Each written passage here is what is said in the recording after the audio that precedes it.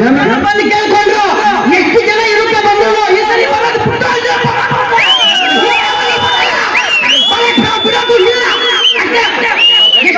ನೋಡಿದ್ರು ಬರ್ಲಿ ಎಷ್ಟು ನೋಡಿದ್ರು ಬರ್ಲಿ ಈ ಸರಿ ಪುಟ್ಟ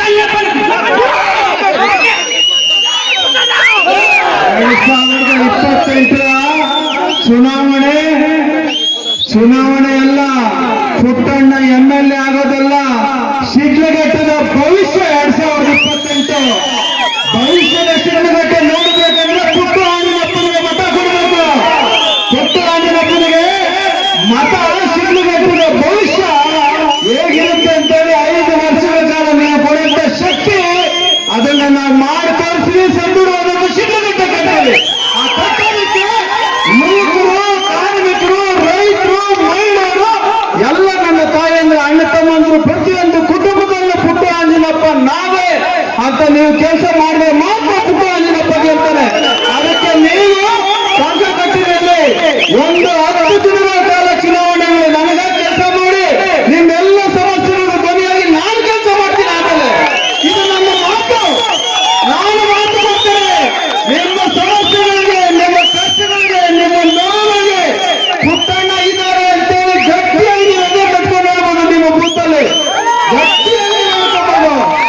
ಯಾರ ಅಂದು ನಿಮಗೆ ಬೇಕಾಗಿರಲ್ಲ ಪುಟ್ಟಣ್ಣ ಅಂತ ಬರ್ಬೇಕಂದ್ರೆ ಯಾರನ್ನ ಹಿಡ್ಕೊಳ್ಬೇಕು ಅನ್ನೋ ಹಂಗಿರೋದಿಲ್ಲ.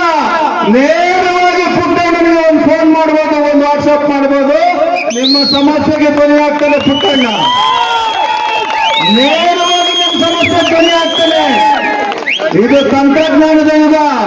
ನಾವು ಮಾತಾಡೋದಿಲ್ಲ, ತಂತ್ರಜ್ಞಾನನ ಬಳಸಲಿಲ್ಲ, ನಾವು ನಮ್ಮ ಆಚಾರ ವಿಚಾರಗಳನ್ನ ತಿಳಿಸಲಿಲ್ಲ ಅಂದ್ರೆ ನಾವು ದಡ್ಡರಾಗ್ತೀವಿ. ನಮ್ಮ ಮಕ್ಕಳು ವಿದ್ಯಾವಂತರಾಗಬೇಕು, ಅವ್ರ ಭವಿಷ್ಯನ ನಿರ್ಮಾಣ ಮಾಡ್ಬೇಕಂದ್ರೆ ನಾವು ಜಾಗೃತಿಯಿಂದ ಕೆಲಸ ಮಾಡಬೇಕು, ಎಚ್ಚರಿಕೆ ವಹಿಸಬೇಕು. ಅವ್ರಿಗೆ ದಾರಿ ತೋರಿಸಂತ ಒಬ್ಬ ನಾವಿಕ ಬೇಕು. ನಾವಿಕ 28ರಲ್ಲಿ ನೀವು ಸೆಲೆಕ್ಟ್ ಮಾಡಬೇಕು. ಅದು ನಿಮ್ಮ ಕೈಯಲ್ಲಿದೆ. ನೀವು ಸೆಲೆಕ್ಟ್ ಮಾಡಿದ್ರೆ ಮಾತ್ರ ಆ ಶಕ್ತಿ ಪುಟ್ಟಣ್ಣನಿಗೆ ಬರ್ತದೆ. ಏನು ಪುಟ್ಟಣ್ಣನಿಗೆ ನೀವು ಓಟ್ ಹಾಕಿ MLA ಆಗಿ ಬಲ ಬಂದ್ಬಿಡ್ತಂತೇಳಿ ಪುಟ್ಟಣ್ಣ ನಿದ್ದೆ ಮಾಡಂತ ಜಾಯಮಾನದವನಲ್ಲ. ಯಾರು ಬೇಕು ನೀವು ಪ್ರಶ್ನೆ ಮಾಡ್ಬೋದು. MLA ಪುಟ್ಟಣ್ಣ ಆದ, ಪುಟ್ಟಣ್ಣನ ಗೆಲ್ಸಿದ್ರಿ ಅಂದ್ರೆ ಅದು ನಿಮ್ಮ ಹಕ್ಕು, ನಿಮ್ಮ ಪ್ರಶ್ನೆ.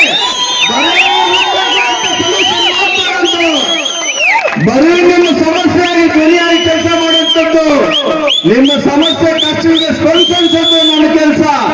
ನಾನು ಮಾಡ್ತೀನಿ, ನನ್ನ ಜೊತೆ ನಿಮ್ಮನ್ನೆಲ್ಲರೂ ಸಹ ಕೆಲಸ ಮಾಡೋದಕ್ಕೆ ಕಣಿ ಮಾಡ್ತೀನಿ. ಯಾರೊಬ್ಬರು ಖಾಲಿಯಾಗಿ ಬಿಡೋದಿಲ್ಲ.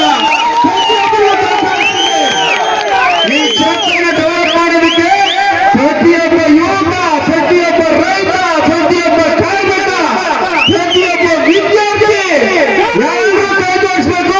ನಿಮ್ಮ ಕೈ ಜೋಡಿಸೋದಕ್ಕೆ ಚಪ್ಪಳೆಯಾಗಿ, ಗುರಿಯಾಗಿ, ನೇರವಾಗಿ ನಿಮ್ಮೆಲ್ಲರಿಗೂ ಸಹ ದಾರಿ ತೋರಿಸಂತ ಕೆಲಸ ಖಂಡಿತವಾಗ್ಲೂ ನಾನು ಮಾಡ್ತೀನಿ. ಆ ಮಾಡಂತ ಶಕ್ತಿ ನಿಮ್ ಕೈಯಲ್ಲಿರ್ತದೆ. ಪಕ್ಕದ ರಾಜ್ಯಗಳಲ್ಲಿ 2 ವರ್ಷಕ್ಕೆ ಚುನಾವಣೆ ಗೆದ್ದು ಮುಖ್ಯಮಂತ್ರಿಗಳಾಗಿದ್ದಾರೆ. ಅವರು ಏನ್ ಮಾಡಿದ್ದಾರೆ, ಏನಿಲ್ಲ ಅನ್ನೋಂಥದ್ದು ನಮಗ್ ಗೊತ್ತಿದೆ. ಆದ್ರೆ ಒಂದು ಬದಲಾವಣೆ ಗಾಳಿ ಅಲ್ಲಿ ಬೀಸ್ತು. ನಮ್ಮಲ್ಲಿ ಯಾಕೆ ಬೀಸಬಾರ್ದು? ನಮ್ಮಲ್ಲಿ ಯಾಕೆ ಯುವಕರಿಗೆ ಅವಕಾಶ ಕೊಡಬಾರ್ದು? ಕೊಟ್ಟವ್ರಿಗೆ ಕೊಡಬೇಕು, ಕೆಲಸಕ್ಕೆ ಕೆಲಸಬೇಕು ಅಂತ ಕಾನೂನು ಇಲ್ವಲ್ಲ. ಕೆಲಸ ಮಾಡೋದು ಕೆಲಸ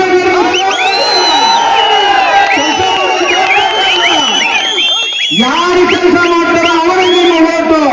ಅಯ್ಯೋ ನಮ್ಮ ಮನೇಲಿ ಹಂಗಾಗೋಯ್ತು, ನಮ್ಮಲ್ಲಿ ಯಾವ ಸಮಸ್ಯೆ ಆಯ್ತು, ಅಯ್ಯೋ ಪಾಪ ಅನ್ನೋ ಕೆಲಸ ಶಿಡ್ಲಘಟ್ಟದ ಮತದಾರರು ಬಿಡ್ಬೇಕು. ಕೆಲಸ ಮಾಡೋದು ನಾವು ಓಟ್ ಹಾಕ್ತೀವಿ ಅನ್ನೋ ಜವಾಬ್ದಾರಿ ನೀವು ಕೊಡ್ಬೇಕು.